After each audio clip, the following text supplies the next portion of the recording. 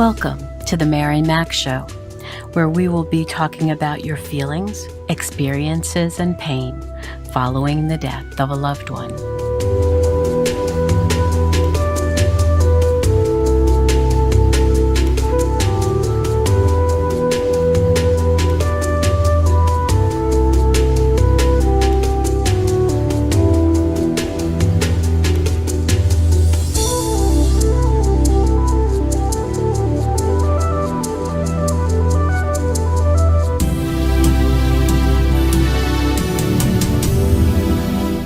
Hello, my friends, my warriors. This is Mary Mac of the Mary Mac Show.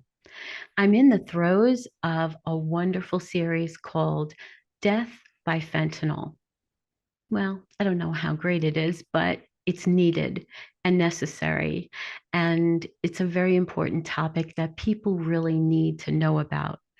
And I've been asking the wonderful people who have become advocates for this to come on and speak about their children who died, most of them suddenly, from a counterfeit, illegal form of fentanyl that is crossing our Mexican border and coming into our country.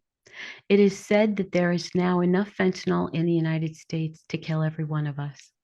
And I find that shocking. And I would like our politicians to step up to the plate and do more about this. But today, I have the honor of being with Ed Kobilis. He lives in New Jersey.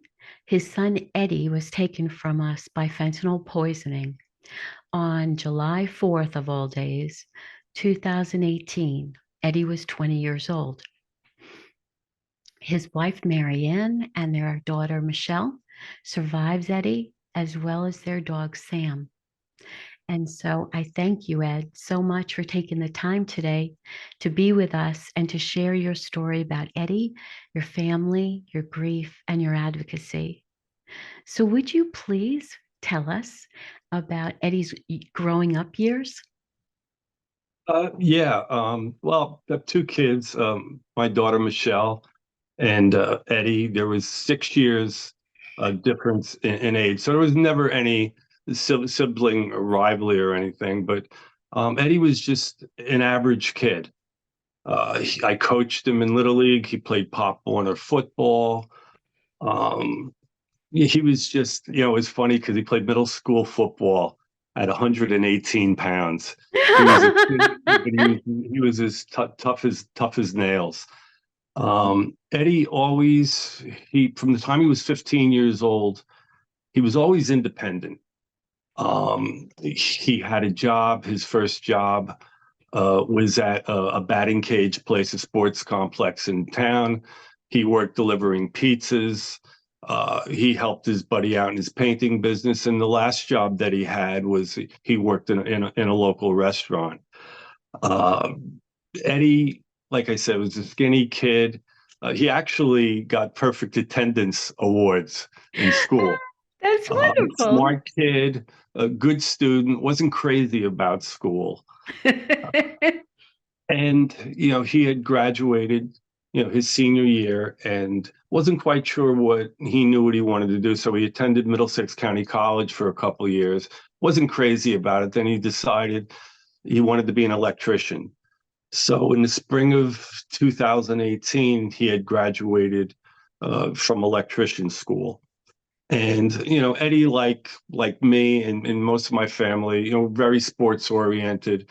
He would go to the gym every day. And, his schedule when he was in electrician school, he would go to school from 10 to 2, come home, go to the gym for a couple hours, get back home, eat dinner, and then he'd work in a restaurant. So he was good. He would give me every other paycheck, to put in the bank for him. Oh, he was a saver. He was saving up money for a car. And, I look back now to the spring of 2018, and I remember I used to think to myself, wow, my life is so wonderful. My daughter was engaged to get married the following year. Eddie had just graduated from electrician school. And my wife and I were close to retirement, and everything was wonderful. Previous to that, like most people, we've had some tragedies in life. My mom was in a car accident.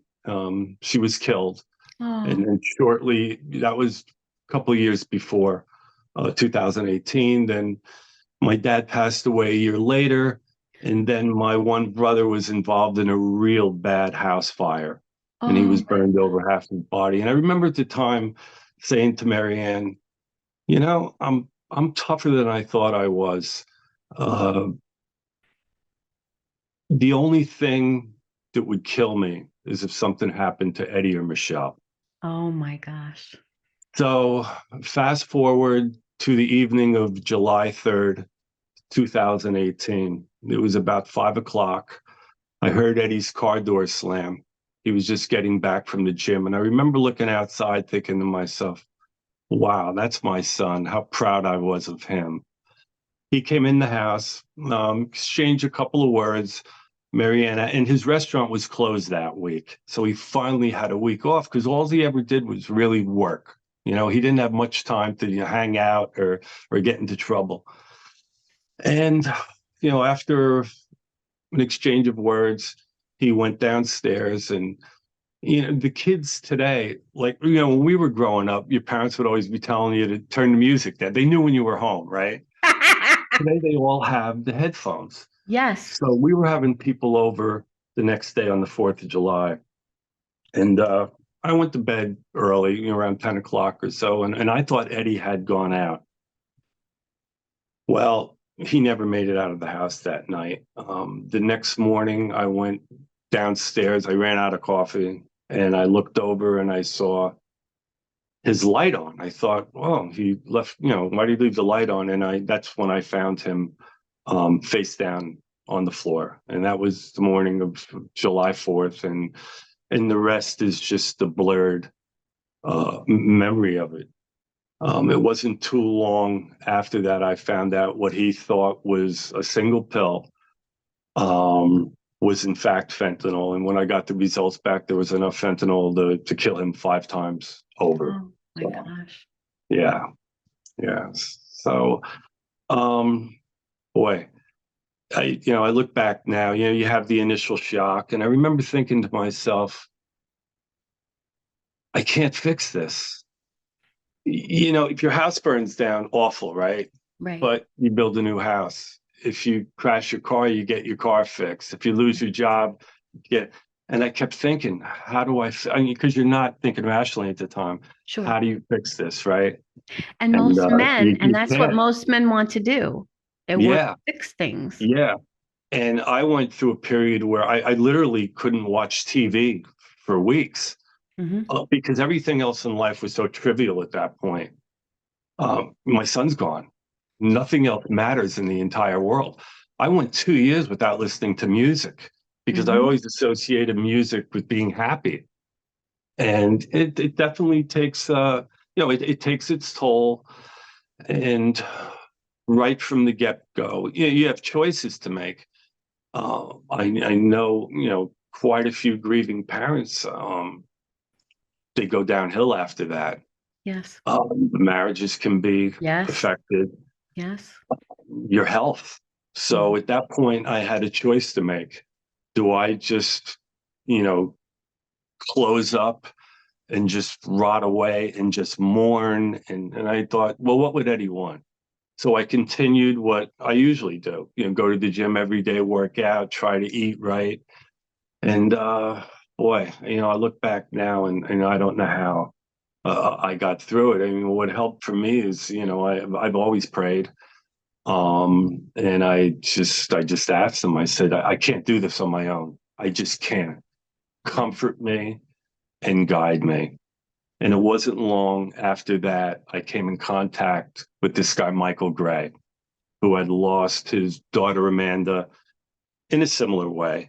Hmm. And that's how we got involved in the advocacy part of it.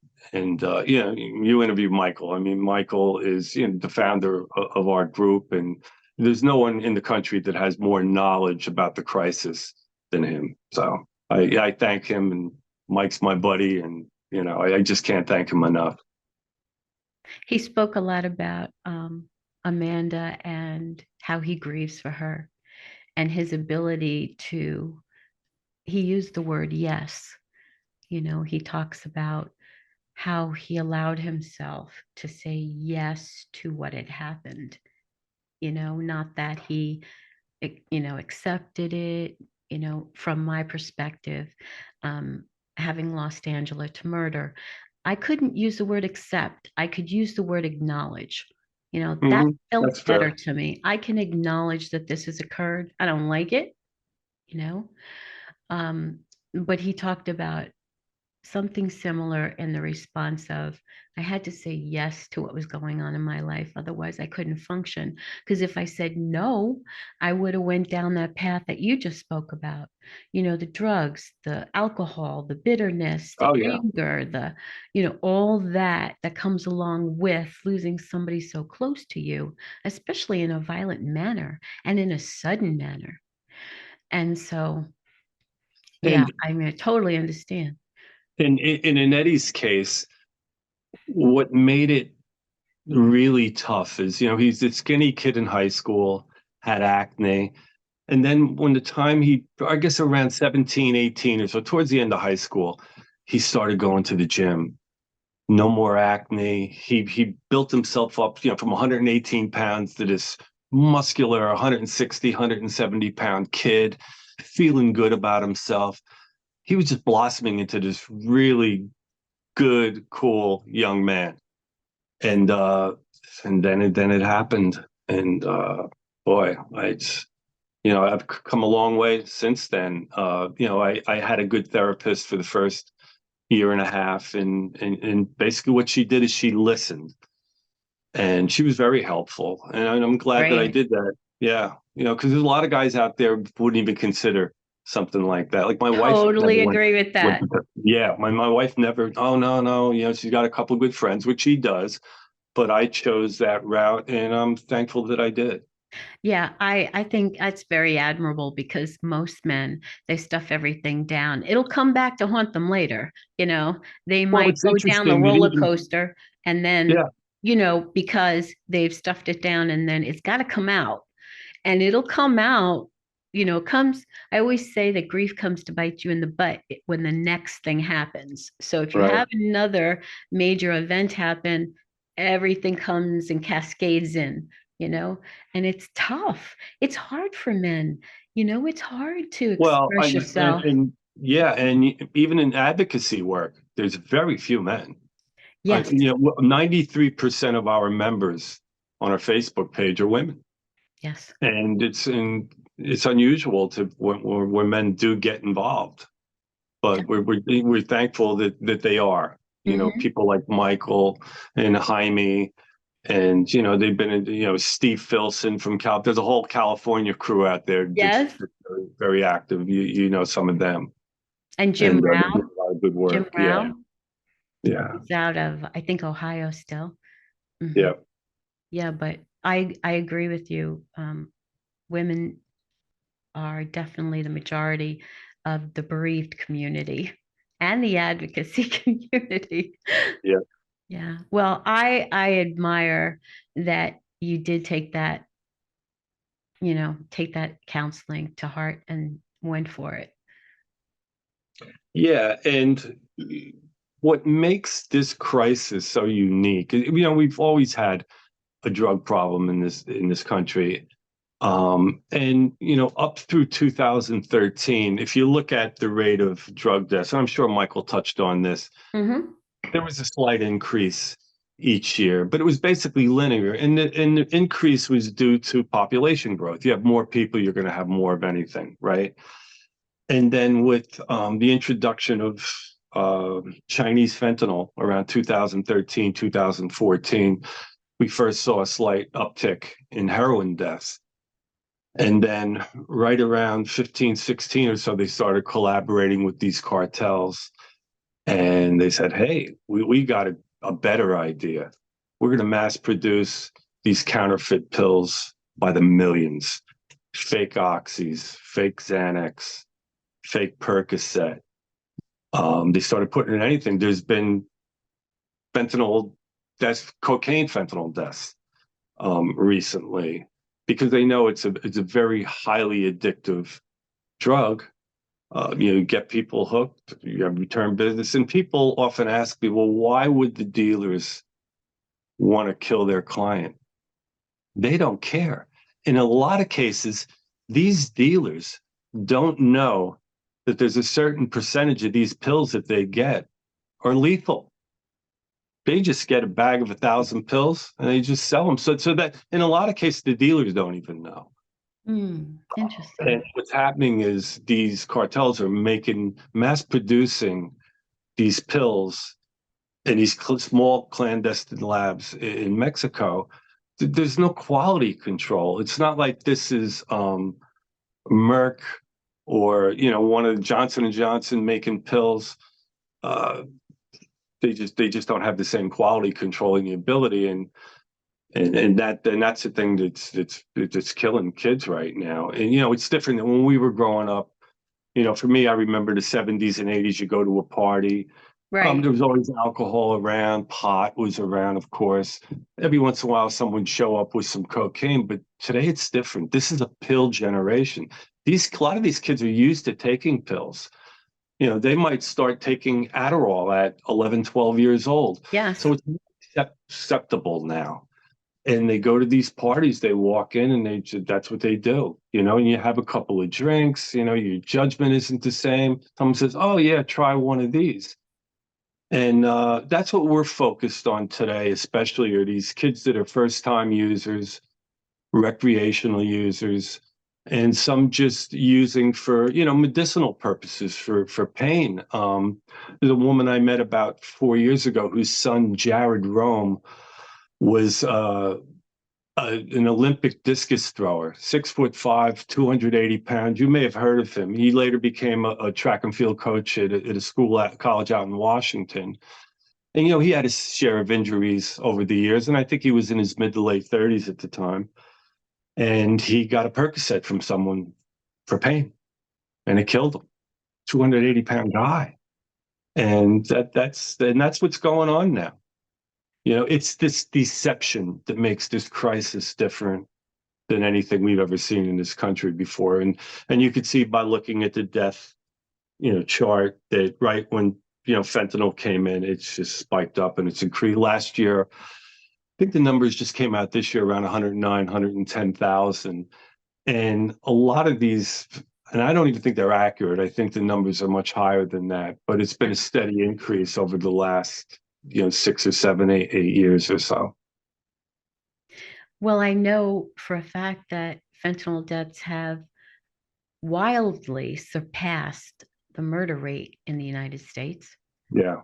And I thought that was high at that point. But now when you're talking about hundreds of thousands of children um, dying from one pill, one time, and they just don't have the knowledge or the clue that this is an issue, that this is something serious. Well, it's hard to believe that, a big, strong 17 or 22-year-old boy can even fathom that a single pill With could all, kill them. I yeah, remember stories, and I'm sure you remember these stories growing up, and usually it's still some Hollywood actress, high profile, right, would swallow an entire bottle of pills, entire yeah, bottle. right, She'd go to the hospital, they'd pump her stomach, the next day right, she'd go. yes, I'm hearing stories of kids dying from half a pill now.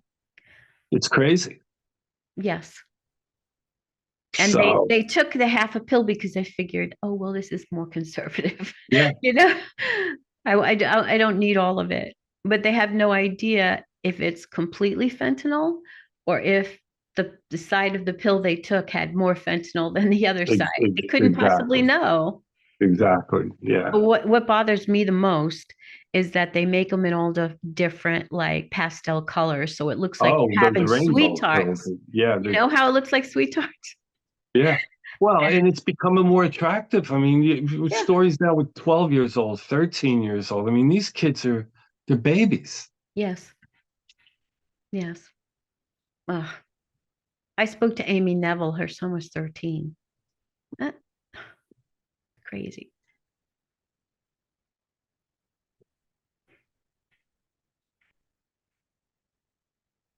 And then you look at the political side of everything, and people just do not want to budge on this. I don't know what the issue is. I'd like to believe that none of them are involved in this whole thing in the background. But we have to put that out there because we've heard of that before. Well, even our relationship with China, and I try not to get into the politics too much, but they made it clear that they want to be the number one superpower in the world. Yes. And they are the architect of the fentanyl crisis. They made a decision in 2013 that they're going to start sending this synthetic, powerful killer drug over here to to kill Americans. And it's funny because they only singled out two countries, America and Canada. They weren't sending it to Russia Right. or any Asian countries. So it was a purposeful act on their part. And I just don't see any pushback from the administration. That's When are they going to call out China? I mm-hmm. mean, why haven't they taken this to the United Nations? Mm-hmm. And it's upsetting, and it's upsetting to a lot of our members, and it should be. Absolutely. I find that when you think about it, they're intentionally killing all the military age people in Right. our Yeah. country so that even if something did happen, we wouldn't have anybody to, to defend us. Well, to put it into perspective, the Vietnam War, I guess, started what mid '60s or so through I think it was '75 or '76. So Hmm. you're talking what 10, 12 years of a war, of a major conflict. We lost Right. 56,000 Yes. lives. Right. And last year there were 109,000 deaths, and over 70,000 were fentanyl related. So you figure almost 70%, it had to do with fentanyl. So more deaths in 1 year than we had in 12 years of Vietnam. Everyone should be alarmed about that. Right. And they're not. And I think, No. It- but I have to say, I think the incredible advocacy of you and so many other bereaved parents is what's going to change the tide. And that's what we have to get out there. And that's one of the reasons why I wanted to do this podcast series, because more people really have to understand the background of this. This is a lot deeper than um, a person, it's a lot deeper than a group of people. This is intentional. It's intentionally trying to murder a whole segment of our population. It's the kind of thing that you wouldn't believe could happen to you. And that's the other thing. We have so many families who are like, we don't have any drug addicts in our family. My kids are never a drug addict. No, they're not. Most of the people who died were not drug addicts, in the fentanyl advocacy groups. It yeah, was a child. and Go ahead. yeah, and when we were dealing with high school kids, even college kids, um, they try things, Yeah. they experiment. And in the old days, you didn't die from mistake, and today you do. You could try something one time, and that's it. The parents get that phone call, and there are no do-overs anymore. Kids are not learning from their mistakes now; they're dying from them, and that's a real problem. That's a really good line. It's very true. Very true. I say the days of experimental drug use are over. So definitely over. And we try to tell people, unless that pharmacist hands you that prescription bottle, you don't take anything from anyone. You just can't. It's not worth the risk right now. You're basically playing Russian roulette with your life. So That's very true. Because, yeah, um, and if somebody at a party gives you something, you have no idea where they got it from and you don't know what's in it, you know? no, no, no, you don't. Wow. Tell me how you're doing now. Um, well, everyone grieves differently. You have the different stages, and I don't think they're necessarily sequential, right? No, no, no, no. They're all over the Jump place. But pretty much at that, I think there's where's the acceptance stage? That's around 6 or so, or No, that's the kind 7. of at the end. That's kind of at the end. Yeah, I'm pretty much there, but I'll bounce around every now and then. And you know what? It's funny, and I think it was a subconscious thing that I picked up a couple years ago. I think about Eddie dozens of times every single day. But I don't let my thoughts go more than just a few seconds, and I just shut it down. It still hurts to go back there. Sure. So it's not that I'm in denial at all. It's just that I've done all that mourning, Yes. and I start thinking on too deep of a level. I go back there, and I don't want to go back there. I'm trying to move on if that's possible. I have a great wife, a great daughter, awesome friends, and it's always with me. But I've been fortunate, with the good support base, and not a lot of people have. I've been blessed, and more than anything, I thank God, because right from the get go, I said, you know what, I can't do it on my own. You got to help me. Right. If you could comfort me and guide me. And that's when this whole, I met Michael, and this whole advocacy thing just came to me. Right. And I've testified, in front of Congress at Washington with Mike. I've been on Fox News. We met the previous drug czar.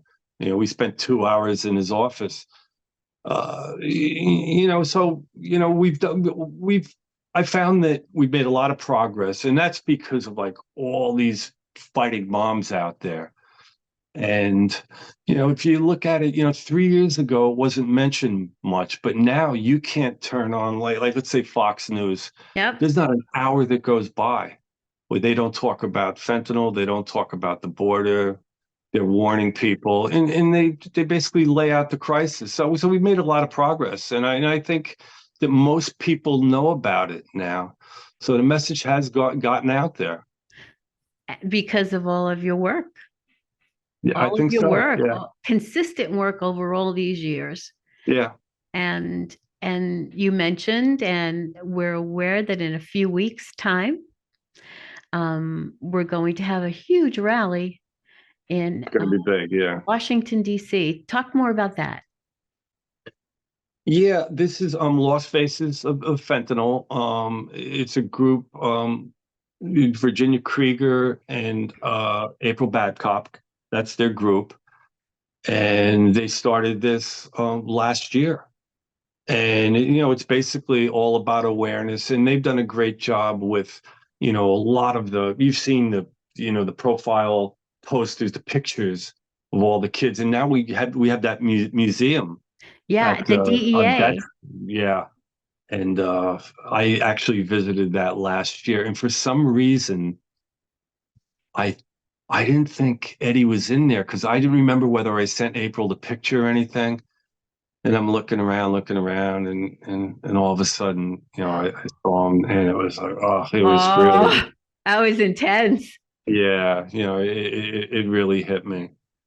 So, I know Derek Maltz is going to be speaking at the rally. There have been a number of, high profile people. I'm looking forward to it, and it's nice, seeing a lot of the parents who's been in this, for the last, 4 or 5 years or so, and you're recently grieving parents, who are at a much more vulnerable Yep. stage, and uh, I feel like a veteran now, someone that's been playing baseball, like for 5 or 6 years or whatever. But yeah, so it's always good, getting everyone together, and we're all on the same page, and we all have the same purpose. It's just getting that word out there, and I think by and large we've been successful. But we're just going to keep pushing, and this rally's going to get bigger and bigger each year. And I think it's been a success. So Wow, that's wonderful. yeah, Wonderful. Oh, I know it's going to be really good, and people, need to know about it, and we'll keep pushing so that they do know about it. yeah. You know? So, do you go to different events and speak about this? Like, do you go to high schools and things like that? Yeah, what I haven't gone to any high schools. I know Jaime and Steve Filson. I mean, they've been doing a great job of going to the schools. Basically, what I do is there's there's probably a half a dozen to a dozen different groups throughout the country, and I speak at different things. Appalled is one of the groups, APALD. I'm not sure. I don't remember what the acronym is for, but it sounds good. Yeah. Yeah, I recently spoke at a rally there, a couple of months ago, Isn't and that, I think that's Diane Urban's group. Yes. exactly, it's Okay. Diane's group. That's right, it's Diane's group. So I represent New Jersey, and Oh, that's I good. speak at that every year. So yeah, Have you and gotten yeah, any like New Jersey politicians involved? Have they been, interested, or has it been difficult? well, New Jersey's sort of a blue state, right? Yeah, So I know. I don't really want to go there, but when Okay. Mike and I were visiting Congress, the one guy that I was disappointed in was Frank Pallone, who's my congressman. Uh-huh. And I was just, we approached him, and I was just very disappointed in his reaction. I'll just leave it at that. So, Okay. yeah, yeah. And isn't there Senator Chris, is it Connor, or I forget his name?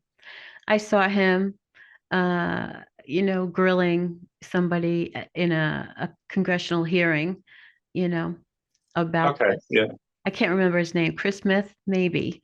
yeah, maybe this month. Yeah. Yeah. But that was pretty interesting. But I never got the impression that it was all grandstanding. Let's put it that way. Right. That's not helpful. Yeah, you mean what I want right now is the president to get up and just have a chat with the American people. It could be 15 minutes long, and just express what's going on now with this fentanyl crisis and what the administration's plans are. But 2 years in office, and he didn't mention the word. Mhm. So, and like I said, that's really disappointed me and all of our members. I mean, I don't think they're not doing anything, and that's the bottom line. Yeah. And Yeah. and unfortunately, I don't think anything is going to be done until there's a change in the administration. I think that we're in a holding pattern right now, and they have other issues that are higher priority. Climate change, the whole green energy thing. Hmm. That last bill that was passed, $380 billion, towards green energy, and there was nothing for the border or fentanyl awareness. Um, and that's got to change, and hopefully it does at some point. No, So in the meantime, it's just a big, grand grassroots effort on hundreds or thousands of our members and other groups' members, and we just keep fighting to get the word out, and that's where absolutely. we're at. And that's really important because at some point, all those moms and dads who think it can happen in their home or in their backyard, um, they're going to lose somebody in their circle of influence. Somebody is going to die. Well, you had Mhm. Robert De Niro's, was Right. it his Grandson, grandson grandson. recently, and I always, and of course he's going through the same pain that any grieving parent or grandparent goes through. But that's the type of person that can step up because Yes. of his high profile and really make a difference. Yeah. And I that's agree. what we And hope it for. wouldn't it be nice if he could, right? He could. He could. And I was reading recently that Prince supposedly died from fentanyl poisoning. I never knew that. Nobody ever Who? talked to Prince, the, the performer. Oh, yeah, yeah, yeah. Well, you know what They happens a never lot talked too. about it. Well, there was just one today that I saw. I don't remember whether it was an actor, it was some, but when you read it, cause of death, automatically you go there.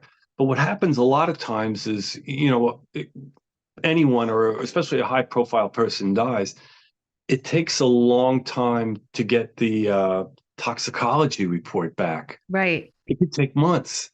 So by that time, it's kind of like old news. Do you know Right. what I'm saying? So that you don't always know immediately. It kind of like trickles out, and then all at once, months later, it's, oh yeah, they found fentanyl in his, Right. so I mean, you see that a lot. Yeah. Well, let's hope that some of these more high profile people would come forward and would make it known how difficult and how deadly this is. I'm sure they never thought that their grandson would be involved with this, but he obviously bought, I think it was laced in cocaine for him, and he obviously bought from the wrong place, and they were not, Yeah, it was horrible. yeah, it's scary. Can you imagine dying from a line of cocaine? I mean, that's what we're talking about here. Yeah, It's certain, that was really unfathomable.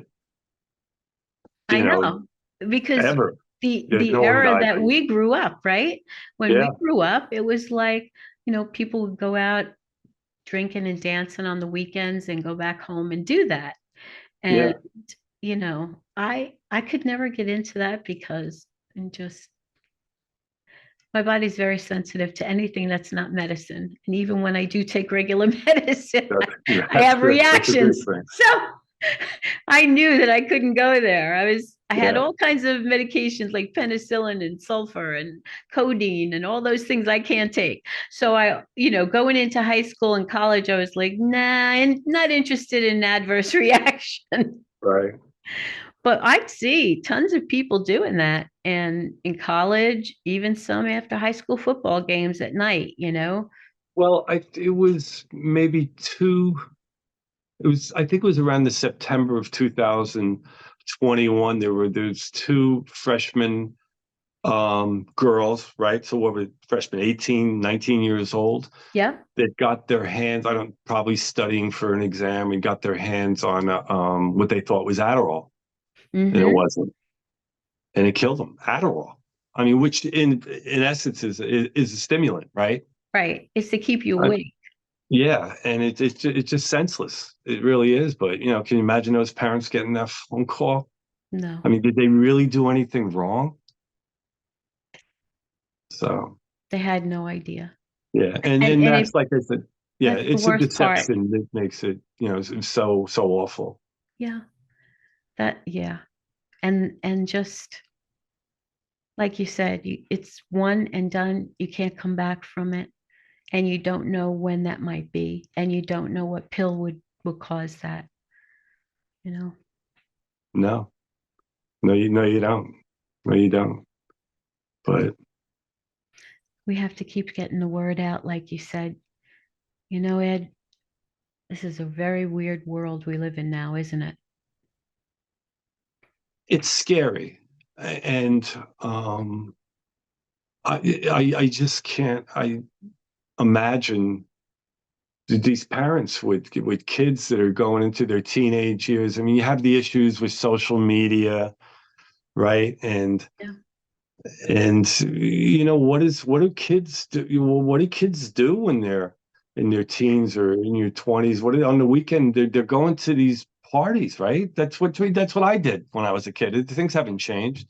Right. And you go to these parties, and you have people there, that they get their hands on these pills, and you just have to say no. I mean, you just can't. It's not worth the risk. You're not talking about a 1 in 1,000 thing anymore. There could be a batch of 50 pills, and a dozen of them could be lethal. So would you take a 25%? Chance on your 25% life? chance of those aren't good odds. No, So not at all. And yeah, I and I and I guess because the age is getting less and less and less, with, you know, 12 to 15-year-olds getting involved in this kind of stuff, and they're just children. They're babies. You know yeah. what I mean? And they're just starting out. It's Yeah, their brain isn't nearly developed. That's the bottom line. Like you said, they're no, 12 and 15-year-old kids. I look back when I was that age. I mean, not really with drugs, but I did so many dumb things. It's like how much, you know, yeah. but that's what kids do. It was the beginning of puberty. It was the beginning of your first crush, all Yeah, those years. And you wanted to look the best you could. And you wanted to, have the most confidence that you could. And sure. fortunately, you know, taking a drug to build your confidence, it's not unheard of, you know? And but let's touch on social media for a little bit because this Okay, is a big, they play a big part in this, especially that's all right. Snapchat. Yeah, And for those who may not be aware, Snapchat is the kind of social media platform where you put something on, you write a post, and then within a very short period of time, it just disappears. And so there's right. It's no, whole. there's no tracing it. Right. Its whole business model is based on anonymity. Ah, okay. Yeah. And I look at it's a drug dealer's best friend. Let's put it that way. Um, and that's a real issue. And they've said that they've made some change, but they really haven't because like I said, their entire business model is based on that. And there are, uh, I believe Matt, Capilouto. Do you Yes. know Matt? That's Yes. where his Drug-induced daughter. homicide. Yeah, that's where his daughter just bought a pill, and they'll deliver it to your house, or yeah, it's just like this marketplace for drugs. It's a criminal's best friend, really, in essence.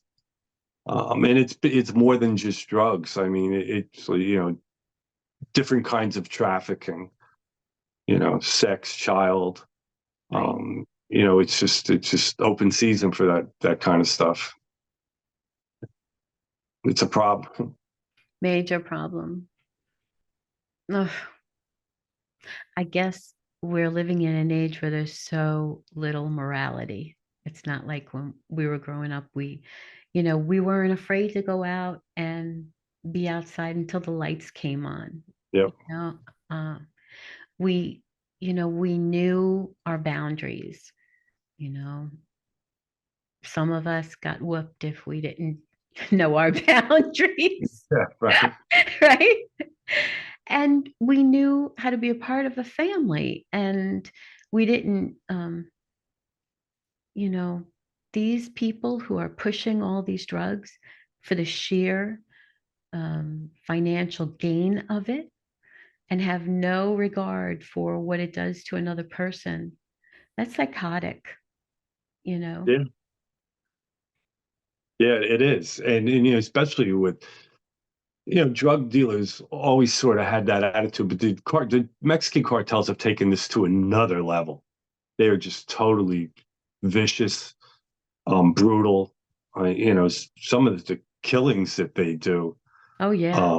I mean, they're just cutting out organs and decapitating people and hanging their torsos from bridges, and they're heavily armed too.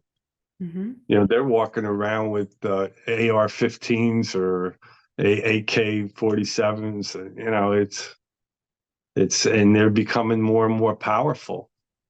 Between I don't know if you saw the Sound of Freedom. Freedom, Yeah, Sound very of good movie. Freedom. You know, I That's want with to the sex see on it. this. I want to Yeah, see very this. good. You saw it? Yeah, very good movie. Yeah, and that's another Everyone good one. tells me it is. Mhm. Very good, very good. And I recently saw a documentary. I believe it was on Netflix. Okay. Um, Organ trafficking. Oh yeah. The cartels are involved in that now, and they're actually capturing live young people and cutting their live organs out. If you can imagine that. And then, of course, the person would die shortly after. But yeah, you have the sex trafficking, the fentanyl, the organ trafficking The now. child trafficking. Yeah, it's child trafficking. Yeah, so I have to say that I give Mel Gibson and James Caviezel. I always mispronounce his name. oh, Caviezel. right, Jim that's right. Caviezel. Yeah, He used to be in that show, Point of Interest. It was a okay, long-running TV show. And during COVID, my David and I, we watched that. It was I think it was like 10 seasons. I mean, we plowed through that. That was our nightly, went with dinner, during COVID, because what else were you going to do, right? And and those two have really taken this to a completely different level. And now they're talking about getting together with Mark Wahlberg and going out to Nevada and creating a whole new Hollywood out there, one that's based on um, morals and, doing that's the right interesting. thing. I think that is phenomenal. It'll Yeah. it'll give California a run for their money. And and I hope that they do that because Well, there's it so makes a many lot of people. economic sense because there has been a flight out of California, from the Absolutely. start. And you see a lot of people going to Texas now, Florida. Right. So But what yeah, I I but can what see I that. like about it is their morality, their spirituality. They're trying to do the right thing by people, and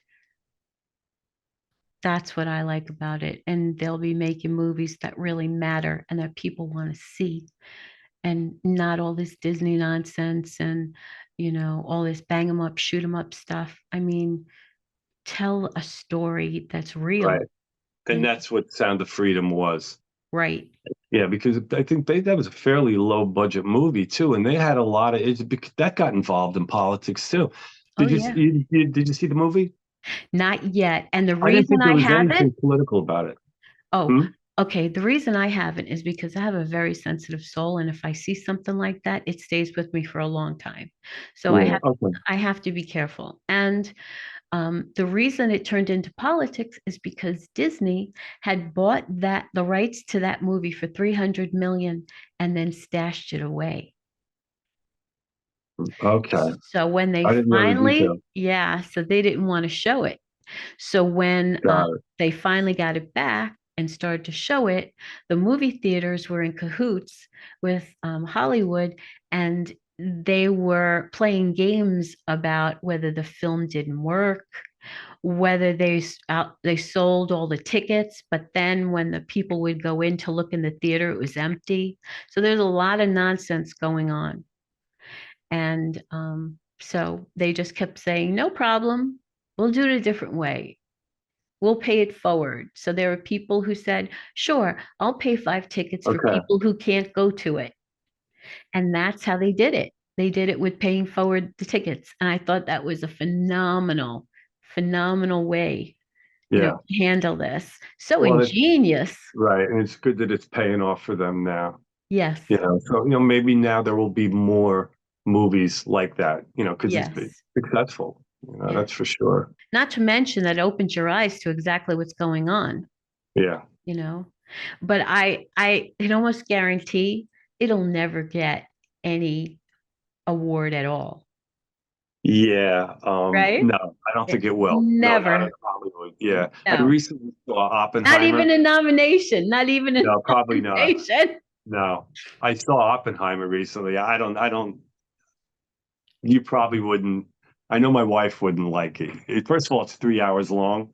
Oh my God, I didn't know Yeah, that. it's 3 hours. Yeah, and the trailers. Oh, I got to start showing up. Like if a movie starts at 3 o'clock, I got to walk in at 20 after 3.